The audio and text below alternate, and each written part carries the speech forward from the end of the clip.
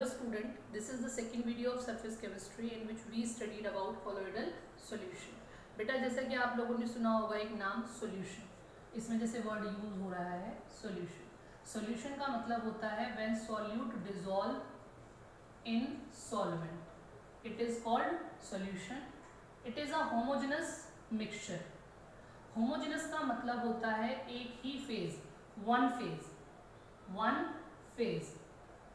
अगर solute solvent में dissolve होने के बाद एक फेज में चेंज हो जाता है तब हम उसे क्या कहते हैं? होमोजेनस कहते हैं. जैसे अगर हम शुगर को वाटर में डिसॉल्व करा दें तो वो दोनों डिसॉल्व होने के बाद जो सॉल्यूशन बनेगा वो सॉल्यूशन केवल और केवल लिक्विड स्टेट में होगा, लिक्विड फेज में होगा. भले ही शुगर सॉलिड नेचर में होती है और वाटर आपका लिक्विड नेचर का होता है, but after they form solution उनकी जो स्टेट होती है वो केवल एक हो जाती है, liquid state. That's why it is known as homogeneous mixture, है ना. इसीलिए हम इसे क्या कहते हैं? होमोजेनस मिक्सचर कहते हैं. तो ये तो केवल एक सॉल्यूशन हुआ.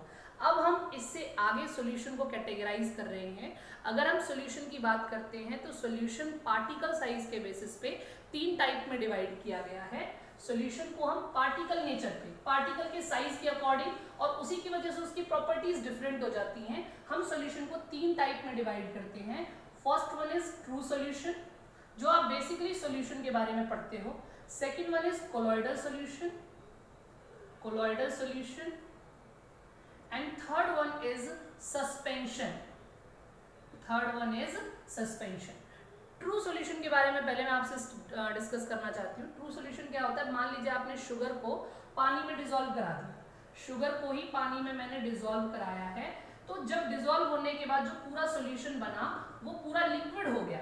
उसमें सॉलिड पार्टिकल्स शुगर के नहीं है और ना ही उसकी कोई नेचर है, वो अपनी प्रॉपर्टीज पूरी तरीके से लिक्विड में डिसॉल्व कर चुका है. शुगर के पार्टिकल्स का साइज जो होगा वो भी छोटा हो जाएगा. जब इसमें डिसॉल्व हो जाते हैं तो उसका साइज भी बहुत ज्यादा छोटा हो जाता है. लेकिन अगर हम बात करते हैं, ये तो मैंने बात की तुमको ट्रू सॉल्यूशन की, अगर मैं बात करती हूँ कोलॉइडल सॉल्यूशन की. कोलॉइडल सॉल्यूशन का एग्जांपल मैं आपको देती हूँ. मान लीजिए अगर आपके पास पानी है और पानी में आपने क्या किया? मिट्टी डिसॉल्व कर दी, क्ले जैसे कह दिया, या फिर मड ले लिया आपने, उसमें डिसॉल्व कर दिया. और थोड़ी देर बाद आप देखोगे कि जो मिट्टी के भारी पार्टिकल्स है, हैवी पार्टिकल्स है, वो तो नीचे जमा हो जाते हैं. जैसे मान लीजिए ये हमारे पास वाटर है और इसमें हमने मिट्टी डिसॉल्व की, तो जो उसके भारी पार्टिकल्स हैं वो तो नीचे जमा हो जाएंगे. लेकिन ऊपर जो आपको पार्टिकल्स दिखेंगे, पानी दिखाई देगा, उसमें आपको मिट्टी के छोटे छोटे बारीक बारीक जो पार्टिकल्स होंगे वो दिखेंगे. पता होगा वो अपनी आइडेंटिटी लूज नहीं करते. वो मिट्टी है, वो सॉलिड पार्टिकल है, वो अपनी आइडेंटिटी लिए हुए है और उसके पार्टिकल इतने छोटे होते हैं कि हमें अपनी नेकेड आई से नहीं दिखाई दे रहे हैं. लेकिन अगर आप उसमें उस पानी को, उस मिट्टी वाले पानी को अगर आप अंधेरे में रखते हो और अंधेरे में उसमें से अगर आप लाइट पास कराओगे तो उस लाइट पास कराने के बाद आप देखोगे उसमें छोटे छोटे पार्टिकल्स आपको मिट्टी के दिखाई दे जाएंगे. तो that is known as colloidal solution, that is known as colloidal solution, जिसमें पार्टिकल का साइज जो होता है वो सॉल्यूशन से थोड़ा बड़ा होता है. सॉल्यूशन में सॉल्यूट के पार्टिकल का जो साइज है वो बहुत छोटा है, उससे बड़ा पार्टिकल का साइज किसमें पाया जाता है? कोलॉइडल सॉल्यूशन में. Third one is suspension. Suspension क्या होता है? जो मैंने आपको बताया, जो रखने के बाद नीचे सेटल डाउन हो जाए. जब पार्टिकल का साइज बहुत बड़ा होता है और वो पार्टिकल अपने आप को स्टैंड नहीं कर पाते, वो नीचे सेटल डाउन हो जाते हैं, that type of solution is known as suspension. जैसे अगर मैं ऊपर वाले पानी को हटा दूं और इसमें थोड़ा और पानी मिला दूं तो ये जो नीचे जमा हो चुकी है मिट्टी, उसका जो सॉल्यूशन बनेगा उसे आप क्या कहोगे? उसे आप सस्पेंशन कहते हो. तो मेरे ख्याल से इन तीनों की डेफिनेशन आपको समझ में आ गई होगी, ट्रू सॉल्यूशन, कोलॉइडल सॉल्यूशन और सस्पेंशन. अब हम इनके बारे में डिस्कस करते हैं, थोड़ा सा डीपली डिस्कस करते हैं. इनके हम डिफरेंसेस लिखेंगे.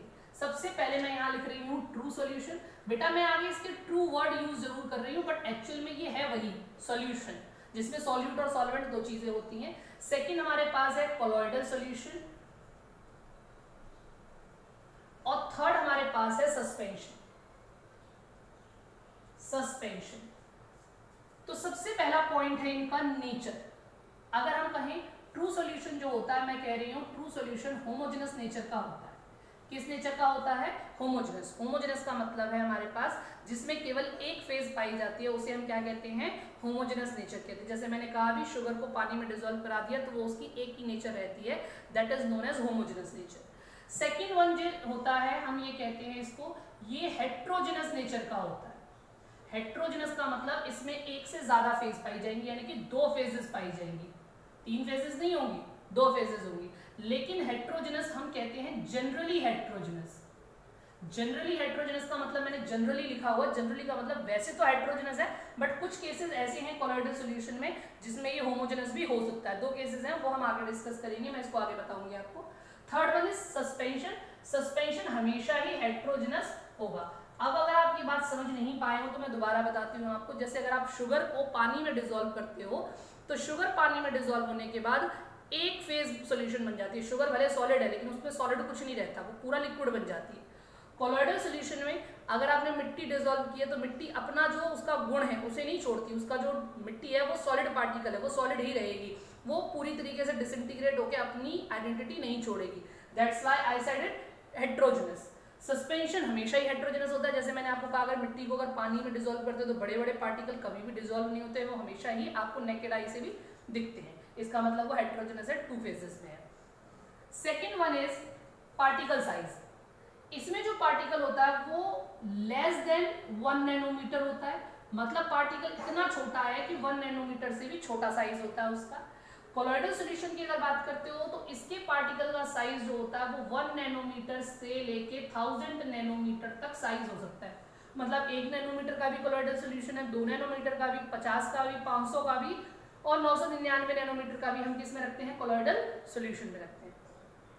अगर पार्टिकल का साइज 1000 नैनोमीटर से ज्यादा हो जाता है तब आप उसको क्या कहते हो? सस्पेंशन कहते हो। तो basically true solution, colloidal solution और सस्पेंशन किस बेसिस पे डिवाइड किए गए हैं? उनके पार्टिकल साइज के बेसिस पे डिवाइड किए गए हैं। Third point is filtrability. Filtrability का मतलब है अगर आप फिल्टर करें, फिल्टर करने का, फिल्टर करते हैं या तो आप पहले फिल्टर पेपर से फिल्टर करते हो, दूसरा फिल्टर आप करते हो एनिमल मेम्ब्रेन से। एनिमल मेम्ब्रेन के पोर्स जो होते हैं वो बहुत छोटे छोटे होते हैं। अब मैं यहाँ पर फिल्ट्रेबिलिटी की बात बताती हूँ। मान लीजिए ये आपका कोई फिल्टर पेपर है और ये मैं उसमें पोर्स बना रही हूँ, ठीक है, ये मैंने पोर्स बना दिए। अगर आपके पार्टिकल का साइज इतना छोटा है तो ये इसमें से पास कर जाएंगे।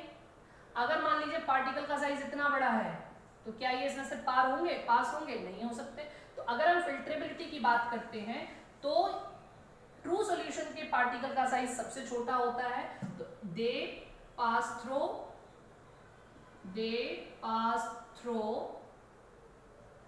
From both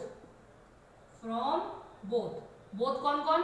filter paper, from both filter paper and animal membrane, दोनों से पास हो जाते हैं। फिल्टर पेपर से भी पास हो जाते हैं और एनिमल मेम्ब्रेन से भी पास हो जाते हैं। जबकि कोलॉइडल सॉल्यूशन का साइज क्या होता है? बड़ा, इतना बड़ा होता है कि फिल्टर पेपर से तो पास हो जाएंगे, pass through filter paper but not through animal membrane, क्योंकि एनिमल मेम्ब्रेन का साइज छोटा होता है पोर्स का, तो उसमें से पास नहीं हो सकते। और सस्पेंशन के बारे में तो हम बात कर ही चुके हैं। सस्पेंशन का साइज तो इतना बड़ा होता है कि ना तो उसमें particle do not pass through, ना तो एनिमल मेम्ब्रेन से पास हो सकता है और फिल्टर पेपर से भी पास नहीं हो सकता। जब फिल्टर पेपर से पास नहीं हो सकता तो एनिमल मेम्ब्रेन में से तो पास वो हो गई कहां से? तो ये हमारे 3 पॉइंट हुए। फोर्थ पॉइंट है हमारे पास सेटलिंग का। अगर हम पानी में शुगर डिसॉल्व कराएं और उसको 1 घंटे के लिए रख दें तो 1 घंटे के बाद क्या शुगर उसमें से नीचे डिसॉल्व हुई शुगर जो है वो नीचे सेटल डाउन हो जाएगी? नहीं, क्योंकि उसके पार्टिकल इतना साइज छोटा है कि वो उसमें से नीचे सेटल डाउन नहीं हो सकती। तो हम कहेंगे डू नॉट सेटल। कोलॉइडल का साइज भी कैसा होता है? कोलॉइडल का साइज भी छोटा होता है लेकिन इतना छोटा भी नहीं होता जितना ट्रू सॉल्यूशन है, बट इतना बड़ा भी नहीं होता कि वो सेटल डाउन हो जाए, वो भी उसमें डिसॉल्व ही रहते हैं। तो ये भी डू नॉट सेटल नहीं होंगे। लेकिन सस्पेंशन का साइज इतना बड़ा होता है कि वो हैवी होते हैं और हैवी होने की वजह से ग्रेविटी फोर्स की वजह से कहाँ नीचे चले जाते हैं? नीचे चले जाते हैं। तो they are settling down, they settle down. Fifth point है डिफ्यूजन। बेटा आप जानते हो डिफ्यूजन क्या होता है, जहां हायर कंसंट्रेशन है और जहां लोअर कंसंट्रेशन है, तो हायर कंसंट्रेशन से लोअर कंसंट्रेशन की तरफ जाना क्या कहलाता है, डिफ्यूजन। क्योंकि इसमें एक ही फेज है तो इसमें डिफ्यूजन क्विकली होता है। डिफ्यूजन जो होता है, डिफ्यूज क्विकली, बड़े जल्दी डिफ्यूज हो जाते हैं। इसमें डिफ्यूजन होता तो है बट स्लोली होता है, तो दे डिफ्यूज स्लोली, क्योंकि ये थोड़े गाढ़े होते हैं, दे डिफ्यूज स्लोली। अब सस्पेंशन तो बेटा इतना ज्यादा हैवी पार्टिकल है, उसमें तो डिफ्यूजन हो ही नहीं सकता, तो हम कह देंगे do not diffuse. 6th point है हमारे पास कि जो हमारे ट्रू सॉल्यूशन होते हैं उनकी जो विजिबिलिटी है, पार्टिकल्स की विजिबिलिटी की अगर बात करो तो पार्टिकल्स जो होते हैं वो ट्रू सॉल्यूशन के इनविजिबल होते हैं। आपने अगर शुगर पानी में डिसॉल्व कर दी तो आप उसके बाद उसके पार्टिकल्स को देख नहीं सकते, तो आप कहोगे particles are invisible, particles are invisible. But अगर हम कोलॉइडल सॉल्यूशन की बात करते हैं तो देखो कोलॉइडल सॉल्यूशन का एक एग्जांपल है हमारे डस्ट पार्टिकल जो हमारे एटमॉस्फेयर में डिसॉल्व है ना। हमारी गैस, हमारा एटमॉस्फेयर है, उसमें सॉलिड पार्टिकल डिसॉल्व रहते हैं। तो अगर आप पूरे रूम में अंधेरा कर देते हो तो अगर आप उस अंधेरे में एक छोटी सी रोशनी आए तो आपको उसमें से जो डस्ट पार्टिकल्स होते हैं वो दिखाई दे जाते हैं। इसका मतलब इसे कहा जाता है स्कैटरिंग ऑफ लाइट। तो जो कोलॉइडल सॉल्यूशन के पार्टिकल्स होते हैं they scatter light, they scatter light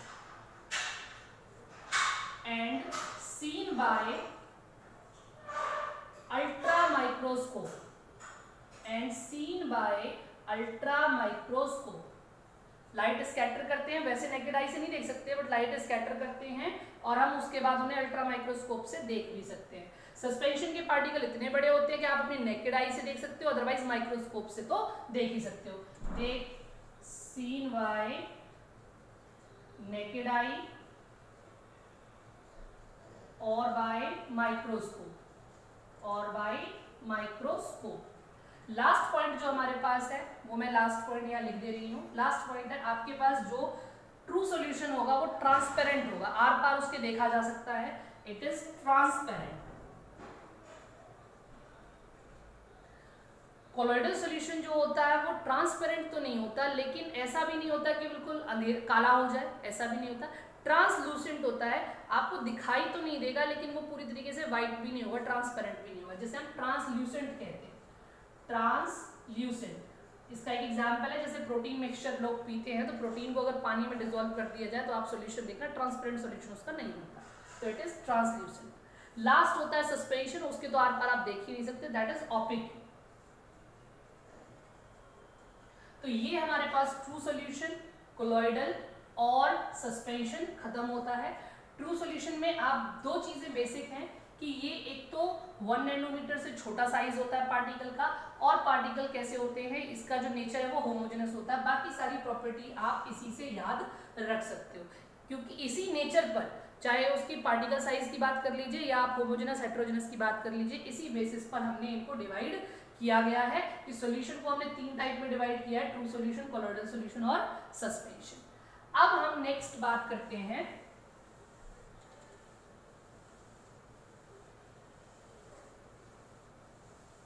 देखिए आपने सॉल्यूट पढ़ा है। सॉल्यूट कौन होता है, जिसे डिसॉल्व किया जाए, उसे हम क्या कहते हैं, डिस्पर्स फेज। इसको शॉर्ट में हम डीपी भी कहते हैं, क्या कहते हैं, डीपी। और मीडियम जिसमें डिसॉल्व किया जाए दैट इज सॉल्वेंट, इसको हम शॉर्ट में क्या कहते हैं, DM, dispersed phase and dispersion medium. Dispersed phase which is dissolve, dispersion medium in which it is dissolve is known as dispersion medium. तो ये दो चीजें आप समझ गए होंगे। अब हम कोलॉइडल सॉल्यूशन का डिवाइडेशन कर रहे हैं, क्लासिफिकेशन कर रहे हैं। Classification of colloidal solution, classification of colloidal, colloids भी कह सकते हो उसको, कोलॉइडल सॉल्यूशंस भी कहा जाता है, कोलॉइडल सॉल्वेंट कहा जाता है इसको। तो क्लासिफिकेशन ऑफ कोलॉइड्स में अगर हम बात कर रहे हैं तो सबसे पहला डिवाइडेशन है ऑन द बेसिस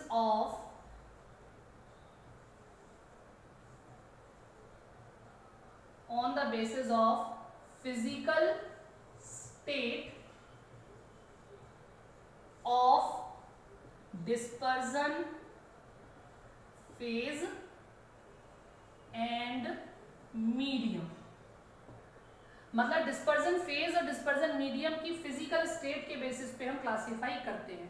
तो देखिए मैं यहां पर लिख रही हूं डिस्पर्जन फेज, यहां लिख रही हूं डिस्पर्जन मीडियम, और यहां लिख रही हूं इनका नेम, और लास्ट में मैं लिख रही हूं एग्जाम्पल। डिस्पर्जन फेज, मान लीजिए मैं डिस्पर्जन फेज रखती हूं सॉलिड, ठीक, तो फर्स्ट एग्जाम्पल सॉलिड, सेकंड भी डिस्पर्स फेज रहेगी सॉलिड, थर्ड में भी मैंने रखी सॉलिड। अब मैं डिस्पर्जन मीडियम चेंज कर सकती हूं, जैसे मैंने डिस्पर्जन मीडियम रखा है सॉलिड, मतलब सॉलिड डिसॉल्व इन सॉलिड। अब सॉलिड डिसॉल्व इन सॉलिड है तो आप इसे क्या नाम दोगे, आप इसका नाम दोगे सॉलिड सोल।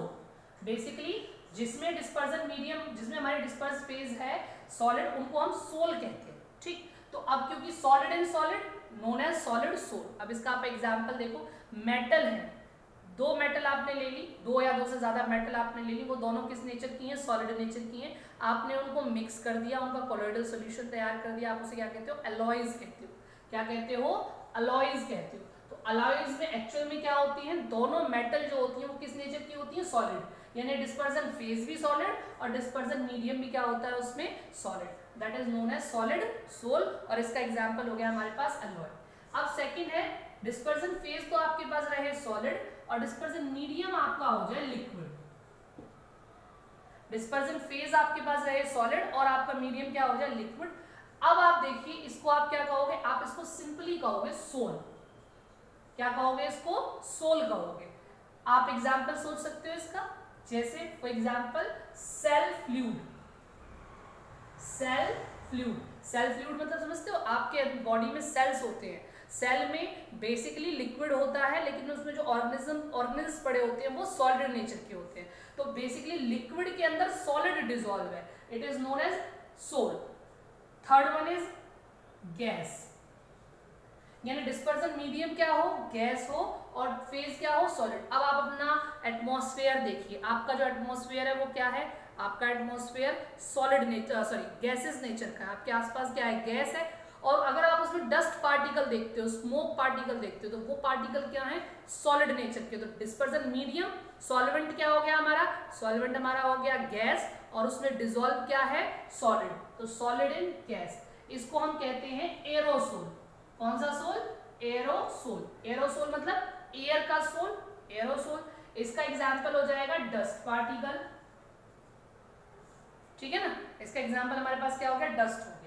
अब हम फोर्थ एग्जाम्पल पढ़ रहे हैं। फोर्थ में अब मैंने सॉलिड लिया था, नेक्स्ट में मैं क्या लूंगी, लिक्विड लूंगी, ऑब्वियस है। फिफ्थ में फिर से लिक्विड, और सिक्स्थ में फिर से लिक्विड। अब आप करिए liquid in solid, liquid in liquid, और लिक्विड इन गैस। अब आप बात कीजिए डिस्पर्जन मीडियम, तो आपका हो क्या, सॉलिड, और उसमें मिला क्या हो, लिक्विड हो। इसे हम कहते हैं जेल। क्या कहते हैं, जेल। आपके पास मीडियम सॉलिड हो और उसमें डिसॉल्व क्या हो, लिक्विड। जेली का यही तो काम होता है, खुद वैसे तो सॉलिड होती है बट थोड़ी सी कैसी होती है, फ्लेक्सिबल होती है। इसके एग्जाम्पल क्या होते हैं, इसके एग्जाम्पल होते हैं चीज, बटर, ये सब किसके एग्जाम्पल है, ये सब जेल के एग्जाम्पल। चीज, बटर, ये सब कैसे होते हैं, एक्चुअल में ये सॉलिड होते हैं बट ये लिक्विड नेचर भी इनके अंदर, कोलोइडल सॉल्यूशन किसका होता है, लिक्विड का होता है। Liquid in liquid, liquid in liquid को कहा जाता है इमल्शन। क्या कहा जाता है, इमल्शन। जब डिस्पर्स फेज भी और डिस्पर्जन मीडियम भी दोनों ही अगर लिक्विड नेचर के होंगे तो आप इसे क्या कहोगे, आप इसे कहोगे इमल्शन। इसका एग्जाम्पल, बेस्ट एग्जाम्पल है मिल्क। क्या एग्जाम्पल है इसका, मिल्क इसका बेस्ट एग्जाम्पल है। इसके अलावा एक और एग्जाम्पल है हेयर क्रीम। क्या एग्जाम्पल है, हेयर क्रीम। हेयर क्रीम भी किसका एग्जाम्पल है हमारे पास, इमल्शन का। लास्ट आप कह दीजिए liquid in gas. Liquid in gas को यहां पर भी एरोसोल ही कहा जाता है। क्या कहा जाता है, एरोसोल। आपके पास डिस्पर्जन मीडियम कैसा हो, गैस हो, और उसमें डिसॉल्व क्या हो, लिक्विड हो। For example fog, for example mist, cloud, basically medium कैसा है, गैस है, और लेकिन हमारे पास उसमें डिस्पर्स्ड फेज क्या जुड़ी हुई है, लिक्विड जुड़ी हुई है। तो ये हमारे पास हो गया। नेक्स्ट है 7th नंबर। अब आपके पास देखिए सॉलिड हो गया, लिक्विड हो गया, अब डिस्पर्स्ड फेज में कौन रह गया, गैस। तो गैस इन सॉलिड। 8th क्या हो जाएगा हमारे पास, गैस इन लिक्विड। और 9th क्या हो जाएगा हमारे पास, गैस इन गैस। तो बेटा जो गैस इन गैस है ये तो होती ही नहीं है, क्योंकि गैस अगर गैस में डिसॉल्व कर लेगी तो वो होमोजेनस मिक्सचर बन जाएगा और वो हमारा कोलॉइडल सॉल्यूशन नहीं हो सकता, ठीक, क्योंकि पार्टिकल साइज बहुत छोटा होता है। तो गैस इन गैस तो हमारे पास कोलॉइडल सॉल्यूशन होता ही नहीं है, तो ये हमारा क्रॉस हो गया। अब बचे दो, gas in solid and gas in liquid. अब आप सोचिए सॉलिड चीजें जिनमें गैस डिसॉल्व होती है उसे हम कहते हैं solid form, FOAM, solid form. और जो नेक्स्ट है इसको हम अकेला फॉर्म कहते हैं, लिक्विड इन गैस फॉर्म। अब आप एग्जांपल देखिए, सॉलिड इन गैस, आपके पास रबर देखी है आपने, रबर बेसिकली कैसी होती है, सॉलिड, बट उसके जो पार्टिकल्स होते हैं उनके अंदर क्या भरी हुई होती है, गैस भरी हुई होती है, गैसियस पार्टिकल्स उनके अंदर होते हैं। तो ये किसका एग्जाम्पल हो गया, सॉलिड फॉर्म का एग्जाम्पल हो गया। फॉर्म का एग्जाम्पल तो आप जानते हो, जितना भी सोप लेदर प्रोड्यूस करता है, फ्रॉथ होता है, फ्रॉथ, सोप लेदर, मतलब जो झाग आप कहते हो, वो झाग जो है वो किसका एग्जाम्पल है, बेसिकली जो हमारे पास मीडियम होता है वो लिक्विड होता है, उसके अंदर क्या होती है, वो गैस होती है। तो ये हमारे पास डिस्पर्स फेज और डिस्पर्जन मीडियम के अकॉर्डिंग क्लासिफिकेशन हो गया कॉलॉइड्स का। अब आप ये सोच रहे हो कि इसमें एग्जाम में क्या आता है, बेटा एग्जाम में आता है आपको आ गया right the dispersed phase and dispersion medium in milk, ठीक, आपके पास आ गया right the dispersion phase and dispersion medium in fog. और इसमें से एनसीआर आपके पास बोर्ड एग्जामिनेशन में एक क्वेश्चन 1 नंबर का बहुत इजीली पूछा जाता है।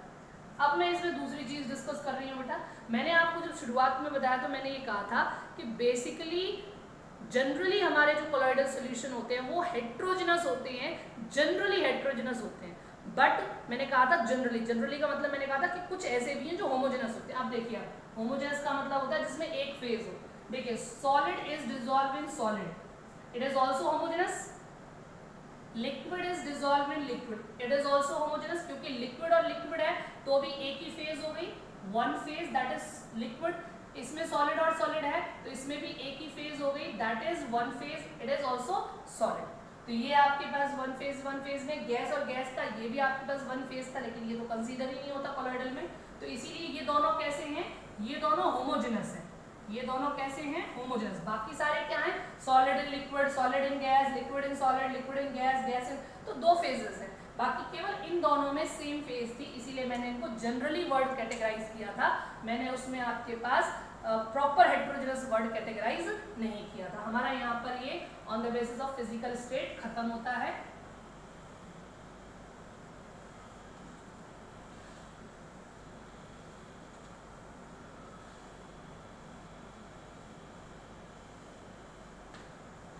फर्स्ट क्लासिफिकेशन के बाद सेकंड क्लासिफिकेशन जो है वो आप कह सकते हो on the basis of ease of preparation,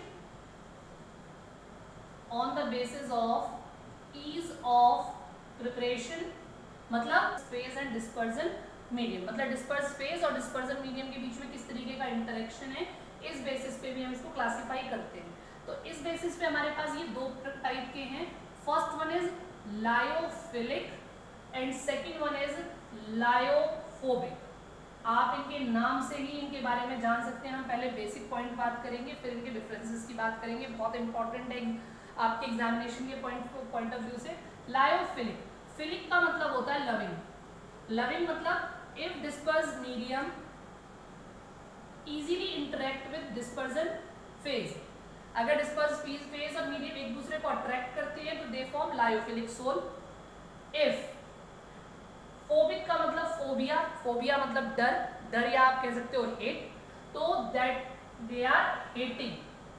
अगर डिस्पर्स्ड फेज और डिस्पर्जन मीडियम एक दूसरे के साथ हेटिंग वाले नेचर में, मतलब एक दूसरे के साथ अट्रैक्ट नहीं हो रहे हैं, दूर दूर जा रहे हैं, तो आप उसे क्या कहते हो, लायोफोबिक सोल या लायोफोबिक कॉलॉइड्स। तो एक हो गया लायोफिलिक, दूसरा हो गया लायोफोबिक। डिस्पर्स फीस और डिस्पर्जन मीडियम आपस में अट्रैक्टेड है, आपस में जल्दी से मिल जा रहे हैं, तो लायोफिलिक। अगर वो आपस में अट्रैक्टेड नहीं है, दूर दूर जा रहे हैं, तो आप उसे क्या कहोगे, लायोफोबिक। अब डिस्पर्स फेज और डिस्पर्जन मीडियम अगर आपस में अट्रैक्टेड है और इजीली आपस में मिल रहे हैं, तो इसका मतलब वो स्टेबल कॉलॉइड बनाएंगे, है ना, स्टेबल कॉलॉइड होगा। जबकि अगर वो आपस में मिल नहीं रहे हैं, उनमें आपस में अट्रैक्शन नहीं है, तो इनका जो कॉलॉइड होगा वो स्टेबल नहीं होगा, दे आर नॉट स्टेबल, और उनको स्टेबल करने के लिए कुछ एजेंट यूज करने पड़ेंगे। अगर आप लायोफिलिक की बात करते हो, क्योंकि डिस्पर्स फेज और डिस्पर्जन मीडियम आपस में इतनी जल्दी रिएक्ट कर जाते हैं कि हम उन दोनों को डायरेक्टली भी बना सकते हैं, मतलब आपने दोनों को मिलाया और वो दोनों शेक किया सॉल्यूशन को और वो बन गए, मतलब ये इजीली मेड है, इजी मेड है। जबकि लायोफोबिक को हम इजीली नहीं बना सकते हैं, इसीलिए अगर आपके पास सॉल्यूशन है, कोलोइडल सोल का सॉल्यूशन है, आपने उसको हीट कर दिया, वेपोराइज करा दिया, आपके पास प्रेसिपिटेट बच गया, आप वापस से उसे डिस्पर्जन मीडियम में मिला दीजिए, वापस सॉल्यूशन बन जाएगा। लायोफोबिक में ऐसा नहीं हो सकता, एक बार सोल बन गया तो आप उसको डिकम्पोज करके डिस्पर्स फेज को अलग कर दो और उसके बाद उसे दोबारा से मीडियम में मिला करके बना दो, ऐसा पॉसिबल नहीं है। इसीलिए लायोफिलिक सोल जो होते हैं वो रिवर्सेबल नेचर के होते हैं और लायोफोबिक सोल जो होते हैं वो इररिवर्सेबल नेचर के होते हैं। हम इनको इंट्रिंसिक सोल कहते हैं और इनको एक्सट्रिंसिक सोल कहते हैं। एक्सट्रिंसिक मतलब बाहर वाला फोर्स लग रहा है, इसमें अंदर ही फोर्स इतना है कि वो आपस में कंपाउंड बना रहा है। तो ये लायोफिलिक और लायोफोबिक के मेन पॉइंट हुए, बट अब हम इनको एग्जैक्टली अलग से स्टडी करेंगे। मैंने केवल आपको अभी पहले लायोफिलिक समझाया है कि लायोफिलिक क्या होता है, अब हम बात कर चुके हैं लायोफिलिक और लायोफोबिक की। अब हम इनके डिफरेंसेस पर बात करते हैं। तो एक साइड हमने लिख दिया है लायोफिलिक सोल, दूसरी तरफ मैं लिख देती हूं लायोफोबिक सोल। तो कुछ पॉइंट तो हम इनके बात कर ही चुके हैं उनके बारे में। First, lyophilic sol easily made up by shaking of dispersion phase and dispersion medium। Lyophilic sol को हम इजीली बना सकते हैं, जबकि lyophobic sols they are made by special methods। इनके लिए हमें स्पेशल मेथड्स यूज करनी पड़ती है। सेकेंड पॉइंट, लायोफिलिक सोल्स जो होते हैं वो स्टेबल होते हैं, they are stable. Lyophobic sols are unstable and stabilized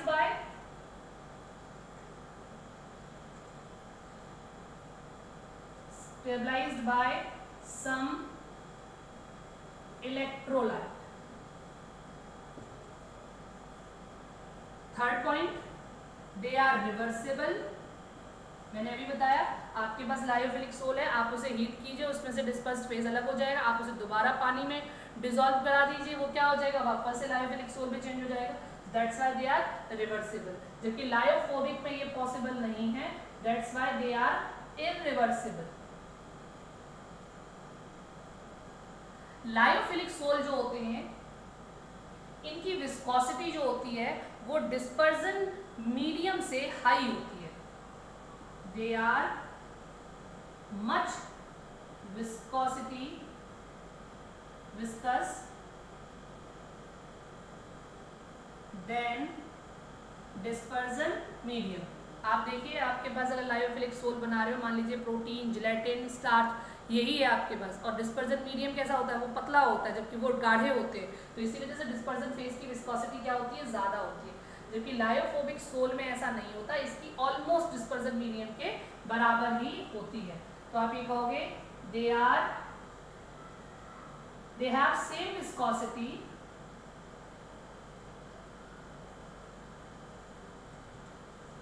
as dispersion medium. Next point, हमारे पास जो लायोफिलिक सोल होते हैं वो बेसिकली ऑर्गेनिक कंपाउंड होते हैं, ऑर्गेनिक कंपाउंड होते हैं, जैसे स्टार्च है, जिलेटिन है, प्रोटीन है, ये सब क्या है, एग्जाम्पल। जबकि लायोफोबिक सोल्स जो होते हैं वो ज्यादातर इनऑर्गेनिक मेटल्स होते हैं। क्या होते हैं, inorganic metal, like gold, silver. इनके सोल अगर आप तैयार करते हो तो वो कौन से सोल कहलाएंगे, इज लोअर। इनकी जो सरफेस टेंशन है वो डिस्पर्जन मीडियम से कम होती है, जबकि इनकी सरफेस टेंशन डिस्पर्जन मीडियम के बराबर होती है। सरफेस टेंशन डिस्पर्जन मीडियम के इक्वल होती है, डिस्पर्जन मीडियम इक्वल होती है।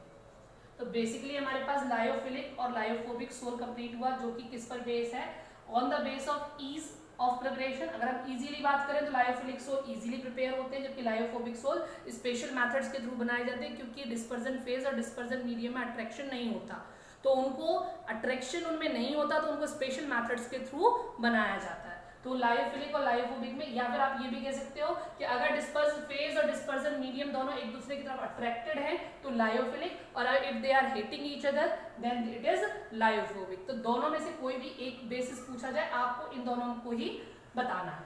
थर्ड बेस है हमारे पास on the basis of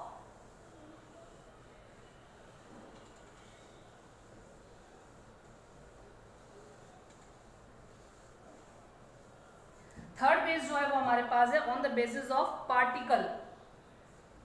third base है based on the nature of particle. Particle की नेचर के बेस पे अगर हम बताएं तो हमारे पास तीन तरीके के कॉलॉइड्स होते हैं। First one is multi molecular colloid, multi molecular. Second one is macromolecular and third one is associated colloid।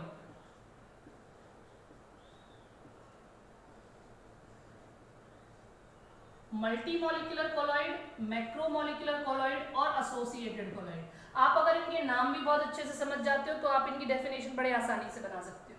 Multi molecular, multi molecular का मतलब हो गया अगर आपके पास साइज जो है पार्टिकल का वो छोटा है, मान लीजिए इस तरीके के छोटे छोटे पार्टिकल्स हैं जिनका साइज 1 नैनोमीटर से भी कम है, ठीक है।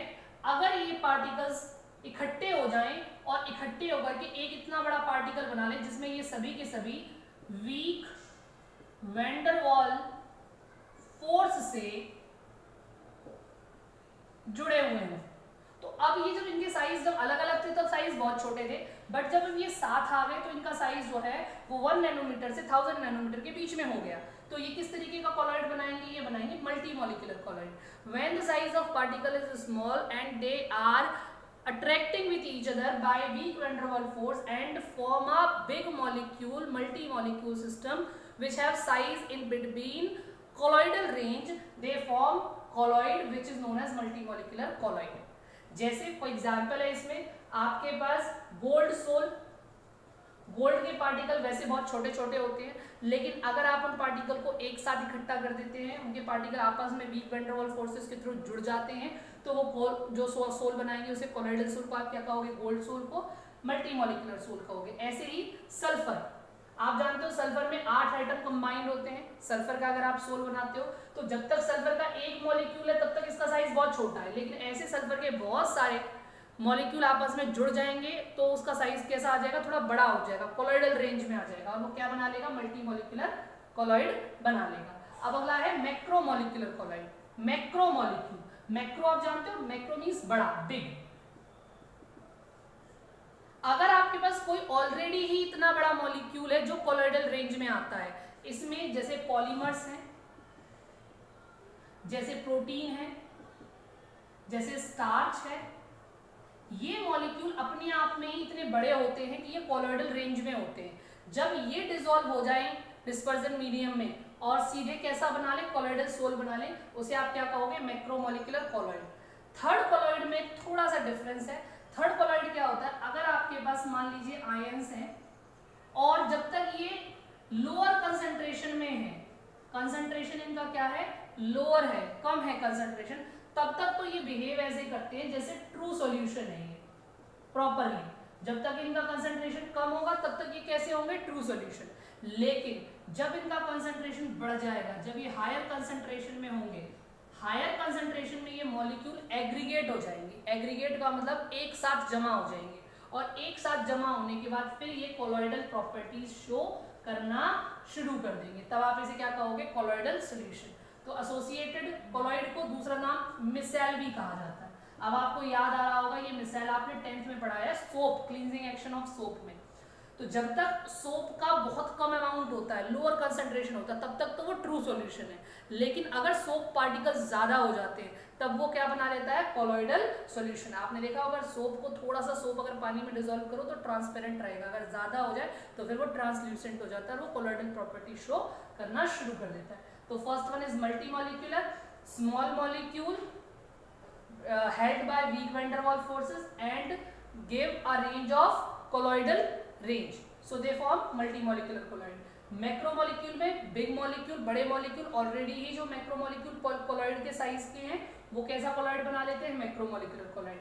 अगर कुछ आयंस ऐसे हों जो छोटे छोटे हों, जब तक कम कंसंट्रेशन में है, लोअर कंसंट्रेशन में, तब तक वो true solution, but as their concentration is high, their high concentration reach, they form colloidal property, they show colloidal property known as associated colloid.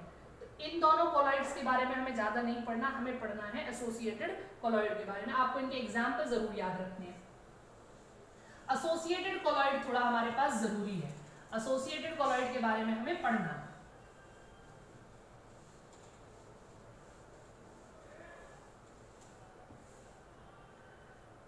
Associated colloid का मैंने दूसरा नाम आपको क्या बताया है, micelle.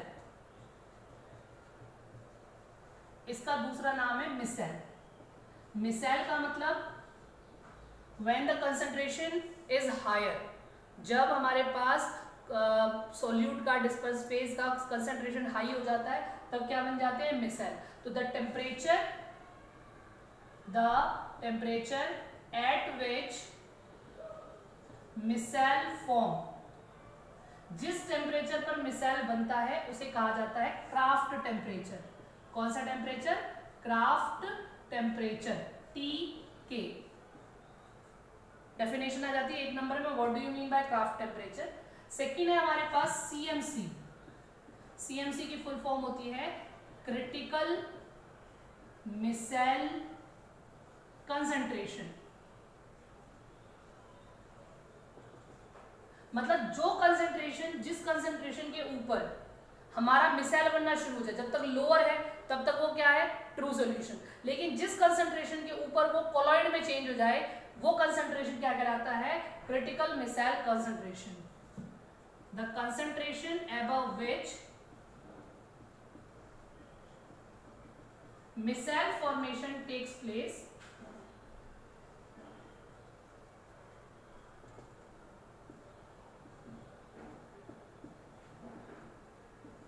is known as CMC। तो ये हमारे पास हो गया CMC और क्राफ्ट टेम्परेचर की डेफिनेशन, ये एग्जाम में पूछ ली जाती है।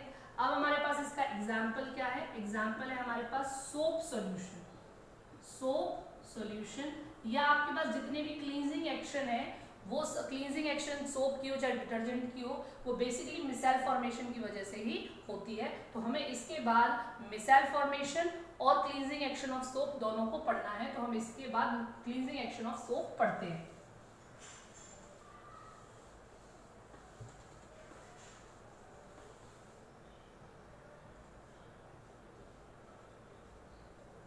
Cleansing action of soap. First thing, soap क्या होता है बेटा, सोप आप जानते हो, सोप किसे कहते हो आप, सोडियम और potassium salt of higher fatty acid. Sodium और potassium salts of higher fatty acids general formula of soap is RCOONA, है ना। R जो है वो कितना भी लंबा हो सकता है, जैसे मान लीजिए C17H35COONA, it is known as sodium stearate, sodium stearate. ये जनरल फॉर्मूला सोप का हो गया। अब आपके पास ये जो सोप है इसका जो आप स्ट्रक्चर की बात करोगे तो C17, मैं इसको ऐसे करके बड़ा सा बना रही हूँ, इट इज नोन एज, ये आपका C17H35 हो गया, ठीक है। COONA है, जब आप इसको पानी में डिसॉल्व कराओगे तो ये टूटेगा C17H35 COO negative plus Na positive. तो ये यहाँ पर C17H35 हो गया, ये यहाँ पर C डबल बॉन्ड O और O नेगेटिव हो गया, और प्लस में आपके पास आ गया Na पॉजिटिव। अगर आप इस, ये पोलर पार्ट है और ये जो पूरा है, ये जो आपके पास C17H35 वाला पार्ट है, ये नॉन पोलर पार्ट है। आप पोलर और नॉन पोलर समझते हो, जिसमें पोल हो, जैसे C नेगेटिव में नेगेटिव और पॉजिटिव पोल है, तो ये कैसा है, पोलर। C17H35 में कोई पोल नहीं होता, कार्बन और हाइड्रोजन की इलेक्ट्रोनेगेटिविटी में कोई ज्यादा डिफरेंस नहीं होता, तो कोई पोल नहीं बनता, इस वजह से ये क्या हो गया, नॉन पोलर। ये टेल है, नॉन पोलर टेल, और ये है हेड। ये आगे वाला पार्ट है इसलिए मैंने इसको हेड कह दिया, और ये पीछे वाला पार्ट है मैंने इसको टेल कह दिया। जो पोलर होता है वो वाटर की तरफ अट्रैक्ट होता है ना, तो ये वाटर की तरफ अट्रैक्ट हो रहा है, इसलिए मैंने इसका नाम दे दिया हाइड्रोफिलिक हेड। क्या नाम दे दिया मैंने इसका, हाइड्रोफिलिक हेड। और क्योंकि ये वाटर से दूर भागता है, वाटर रिपेलिंग होता है, इसीलिए मैंने इसका नाम दे दिया हाइड्रोफोबिक टेल। क्या नाम दे दिया मैंने इसका, हाइड्रोफोबिक टेल। इसका मतलब हमारे सोप में दो पार्ट हो गए, फर्स्ट इज हाइड्रोफोबिक टेल और सेकंड इज हाइड्रोफिलिक हेड, ठीक। अब अगर मैं इसको ही पानी में डिसॉल्व कराऊं, ये मेरे पास नेगेटिव पार्ट, ये मेरे पास टेल, और ये मेरे पास हेड, ठीक है। और मेरे पास ये है पानी, और इस पानी में, वाटर में मैंने क्या कराया, मैंने इसमें सोप सॉल्यूशन ऐड कराया। तो सोप सॉल्यूशन ऐड कराओगे तो मैंने तुमको शुरुआत में ही कह दिया ना, ये वाटर लविंग है और ये वाटर हीटिंग। जो वाटर लविंग होगा वो वाटर में डिसॉल्व हो जाएगा अंदर जाके, और जो वाटर हीटिंग होगा वो कहाँ रहेगा, बाहर की तरफ, इस तरीके से डिसॉल्व होगा। जैसे जैसे आप कंसंट्रेशन, ये सोप सॉल्यूशन है ना, सोप मॉलिक्यूल इसमें डिसॉल्व हो रहे हैं, जैसे जैसे आप कंसंट्रेशन बढ़ाओगे, कंसंट्रेशन बढ़ेगी तो ये मॉलिक्यूल का कंसंट्रेशन बढ़ेगा, मतलब ज्यादा अमाउंट में हो जाएंगे। ज्यादा जब अमाउंट में हो जाएंगे तब आप देखिए यहाँ पर इनका जब अमाउंट ज्यादा होगा तो ये क्या होंगे, इसमें अंदर की तरफ चले जाएंगे, अंदर की तरफ घुसेंगे। और अंदर की तरफ ये कैसे घुसेंगे कि ये जो टेल है ये तो स्फीयर के अंदर आ जाए ताकि पानी से कहाँ रहे, दूर, और ये जो हेड है वो स्फीयर के बाहर वाले हिस्से में बने ताकि ये पानी के कहाँ रहे, पास। तो मतलब ये एक तरीके से इस तरीके का बना लेंगे जिसमें एक स्फीयर बन गया, उस स्फीयर में अंदर की तरफ पानी नहीं है, वैक्यूम आपके पास इस तरीके से, ये इस तरीके से मोल्ड हो जाए, घूम जाए कि सारी टेल अंदर की तरफ और पानी की तरफ उनका हेड आ जाए। तो इस स्फेरिकल को क्या कहा जाता है, इस स्फीयर को क्या कहा जाता है, इस स्फीयर को कहा जाता है मिसेल। क्या कहा जाता है स्फीयर को, मिसेल। तो आप मिसेल फॉर्मेशन समझ गए। As the concentration of soap solution increases, spherical the soap solution arrange themselves in the way that head present towards the water and tail present outward from the water, or they form a spherical aggregate molecule which is known as micelle. Clear है। अब ये हमारा हुआ micelle formation। अब micelle formation के साथ ही होता है हमारे पास cleansing action of soap। Cleansing action of soap क्या होती है, जैसे मान लीजिए आपके पास ये कोई क्लॉथ है जिस पर ये आपकी कोई गंदगी है, जो आपकी डर्ट होती है, डस्ट होती है, उसको हमेशा ऑयल ड्रॉपलेट माना जाता है। क्या माना जाता है, ऑयल ड्रॉपलेट। तो जैसे ही आप इस पर सोप सॉल्यूशन डालोगे, सोप का सॉल्यूशन जो आएगा, तो आप जानते हो जो चीज पानी में डिसॉल्व नहीं हो रही वो ऑयल में डिसॉल्व हो जाती है। यानी कि ये जो ऑयल पार्टिकल है, जब आप इस पर सोप सॉल्यूशन को डालोगे तो सोप सॉल्यूशन में जो हमारे टेल है वो इसके अंदर चली जाएगी, ऑयल पार्टिकल के अंदर, और जो हेड है वो बाहर रह जाएगा। यानी कि जो हमारा मिसाइल है वो उस ऑयल ड्रॉप को कैप्चर कर लेगा by engulfing the hydrophobic part in that. Hydrophobic part उनके अंदर चला जाएगा। अब इस तरीके से ये ऑयल ड्रॉपलेट है, ये ऑयल है और इसके अंदर सारा क्या जमा हो गया, हाइड्रोफोबिक, और बाहर क्या जमा हो गया, हाइड्रोफिलिक, और उन्होंने ऑयल ड्रॉप को अपने साथ निकाल दिया। अब जब आप पानी डालोगे, रब करोगे, तो ये ऑयल ड्रॉपलेट जो है इसमें से रिंस आउट हो जाएगी। तो क्लींजिंग एक्शन ऑफ सोप क्या होती है, in cleansing action of soap the dirt particle considered as a oil droplet, as the soap solution increases the hydrophobic part engulf the oil droplet by immersing in them, and by rubbing with water the oil droplet is removed through the micelles. This is the cleansing action of soap. तो यहाँ पर हमारा cleansing action of soap complete होता है। आप समझ गए होंगे, जैसा मैंने बोला है आप इसको ही अपनी नोटबुक में नोट डाउन कर सकते हैं। तो हमारे पास 3 टाइप के सोप कोलॉइडल सॉल्यूशन हो गए, on the basis of dispersed phase and dispersion medium, on the basis of ease of preparation and their interaction, और on the basis of colloidal nature of colloidal particle. Disperse phase dispersion medium के according हमने पूरी एक table तैयार की थी। Ease of formation के basis पे हमने लायोफिलिक और लायोफोबिक बताए हैं, और थर्ड उनकी नेचर के बेसिस पे हमने क्या बताया है, मल्टीमोलिकुलर, मैक्रोमोलिकुलर और एसोसिएटेड कोलॉइड। उसमें हमने मिसाइल और क्लींजिंग एक्शन ऑफ सोप के बारे में पढ़ा है। अब हमारे पास नेक्स्ट पॉइंट है preparation. Preparation of colloids.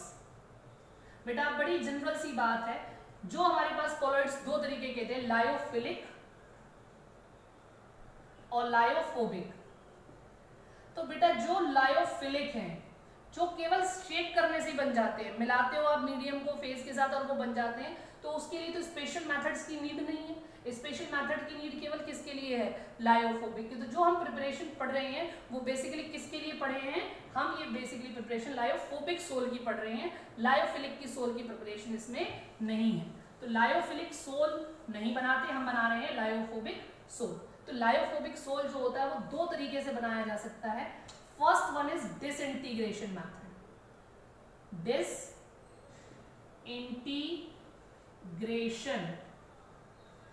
Method. Disintegration को आप डिस्पर्जन मेथड भी कहते हो। और दूसरी हमारे पास है कंडेंसेशन मेथड। क्या नाम है, कंडेंसेशन मेथड। पहले मैं इन दोनों मेथड के बारे में बताऊंगी, फिर इनके जो पार्ट्स हैं मैं उनके बारे में स्टडी कराऊंगी। पहली है डिसइंटीग्रेशन मेथड। डिसइंटीग्रेशन का मतलब है, मान लीजिए ये एक बड़ा मॉलिक्यूल है जिसका साइज है 5000 नैनोमीटर। ठीक, 5000 नैनोमीटर का साइज है इसका।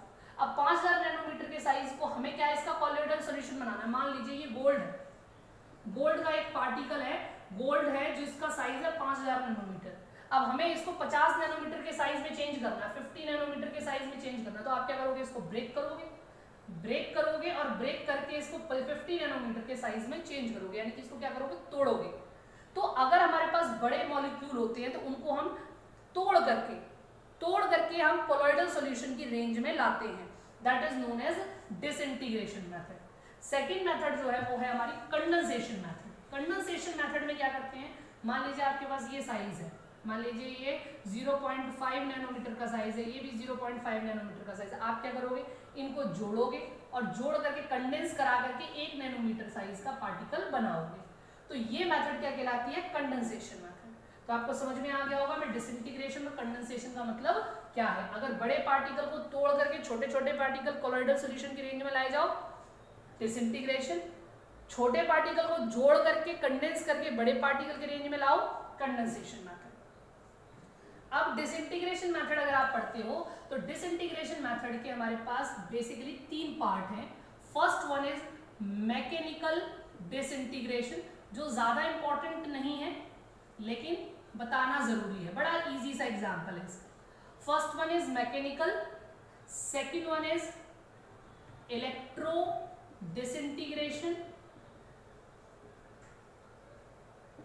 जिसका दूसरा नाम है ब्रैडिग मेथड, ब्रैडिग्स आर्क मेथड, और ये बहुत ही ज्यादा इंपॉर्टेंट है। थर्ड वन इज पेप्टाइजेशन, और ये तो बेटा इससे भी ज्यादा इंपॉर्टेंट है, दोनों ही बड़े इंपॉर्टेंट है। सबसे पहले मैकेनिकल डिसइंटीग्रेशन की बात करते हैं। मैकेनिकल डिसइंटीग्रेशन में क्या कराते हो आप? मान लीजिए आपने घरों में सबने चक्की पीसते हुए देखा होगा, चाकी पीसते हुए देखा है, चाकी जिसमें गेहूं पीसा जाता था पहले। नॉर्मल भी आप दो पार्ट होते हैं, उनमें बीच में एक हॉलो जगह होती है, ऊपर से आप गेहूं डालते हो और अपोजिट डायरेक्शन में नीचे वाला पार्ट स्टेबल रहता है और ऊपर वाले को आप घिसते हो, चलाते हो, जिससे वो गेहूं क्या है, वो बारीक होकर के किस में टूट जाता है, आटे में बदल जाता है। सेम मेथड यहाँ है, आपके पास दो इस तरीके से स्टील की ग्रिड होती हैं, ठीक है, एक ग्रिड ये है और एक ग्रिड ये है। यहां से हम इसमें सस्पेंशन ऐड कराते हैं। क्या ऐड कराते हैं? सस्पेंशन।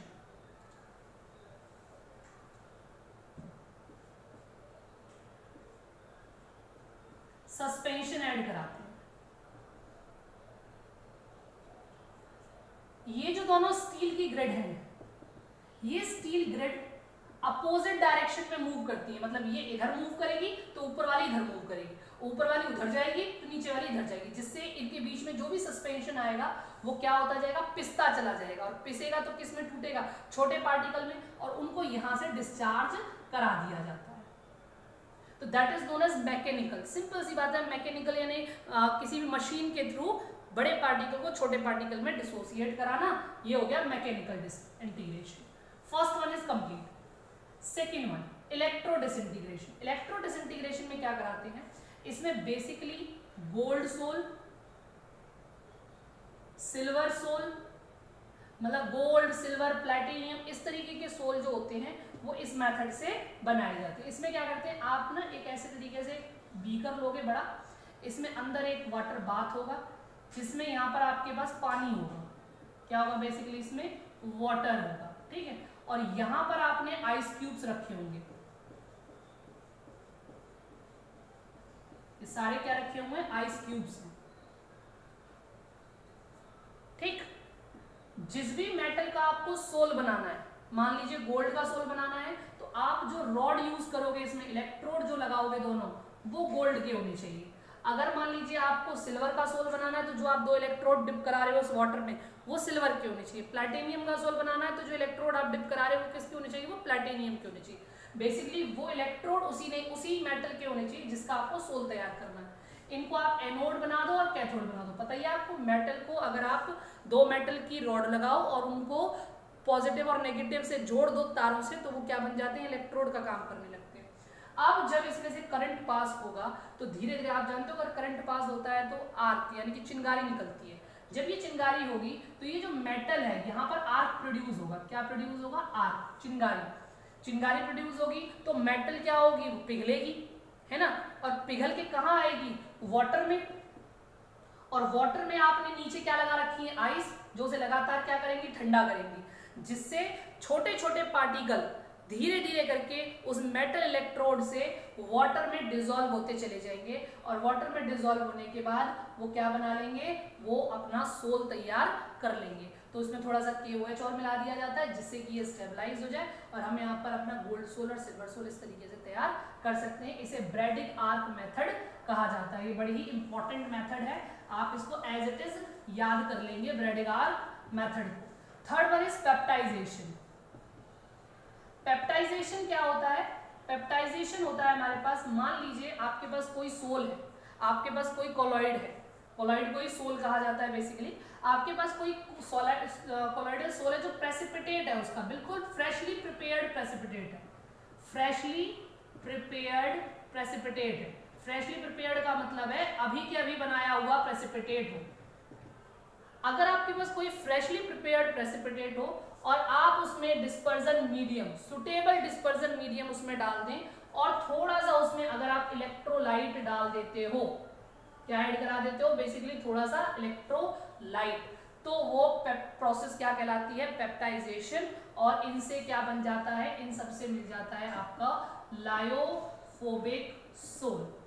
तो peptization is a process in which freshly prepared precipitate of colloid is dissolved in dispersion medium in the presence of electrolyte, suitable electrolyte. It gives a lyophobic sol, which is known as preparation of colloidal sol. तो peptization definition आ जाती है when the freshly prepared precipitate dissolved in dispersion medium in presence of suitable electrolyte is called peptization. आप इतनी सी definition लिखोगे, ठीक है. तो डेफिनेशन क्या बन गई इसकी? डेफिनेशन हो गई पेप्टाइजेशन की, the freshly prepared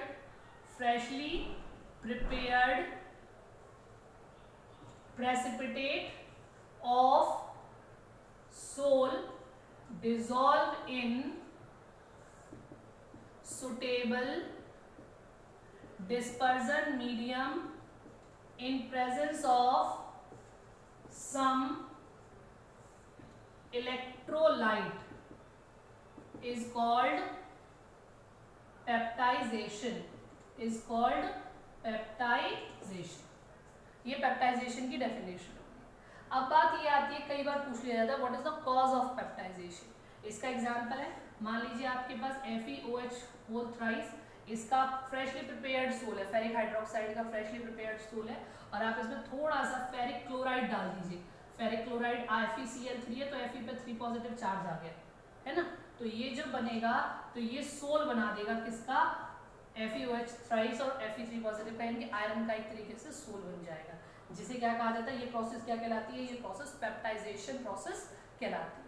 अब बात ये आती है कि कॉज ऑफ पेप्टाइजेशन क्या है. ये जो पेप्टाइजेशन है ये हो क्यों रहा है? पेप्टाइजेशन का रीजन क्या है?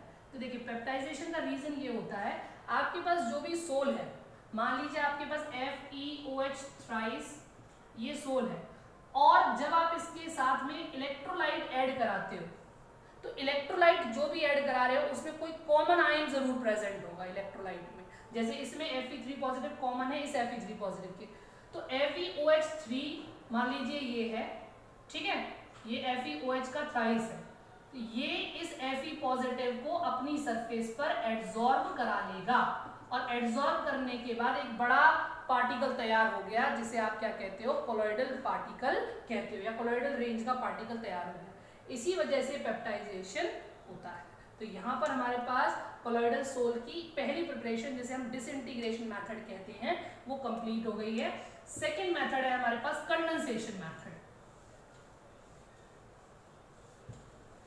सेकेंड मेथड क्या है? Condensation method.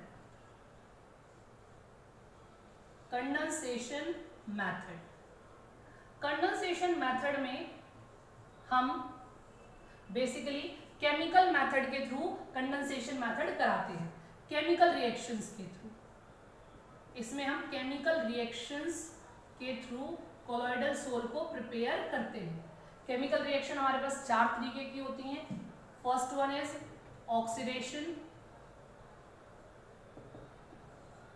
ऑक्सीडेशन में हम क्या कराते हैं? मान लीजिए हमको आर्सेनिक उसका सल्फर का सोल बनाना है, तो मैं H2S की रिएक्शन किससे करा दूं? Br2 से करा दूं. तो क्या बन जाएगा? ये 2HBr प्लस सल्फर. ये जो बना, ये बन गया सल्फर का सोल तैयार हो गया. अगर मैं H2S को ब्रोमीन वाटर पे से पास कराऊं तो HBr बन जाता है और सल्फर सोल तैयार हो जाता है.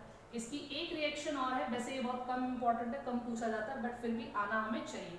अगर हम H2S की रिएक्शन SO2 के साथ करा देते हैं तो क्या बन जाएगा? हमारे पास बन जाएगा H2O और सल्फर सोल हमारे पास तैयार हो जाएगा. इक्वेशन अगर हम बैलेंस करें तो हमें यहाँ 2 लिखना पड़ेगा, यहाँ 2 करना पड़ेगा, तो हमारे पास 3 मॉलिक्यूल ऑफ सल्फर बनेंगे. तो ये हुआ हमारा ऑक्सीडेशन.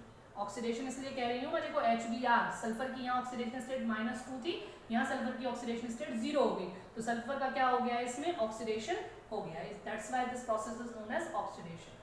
एक और प्रोसेस है हमारे पास रिडक्शन. रिडक्शन में क्या होगा? मान लीजिए हमारे पास है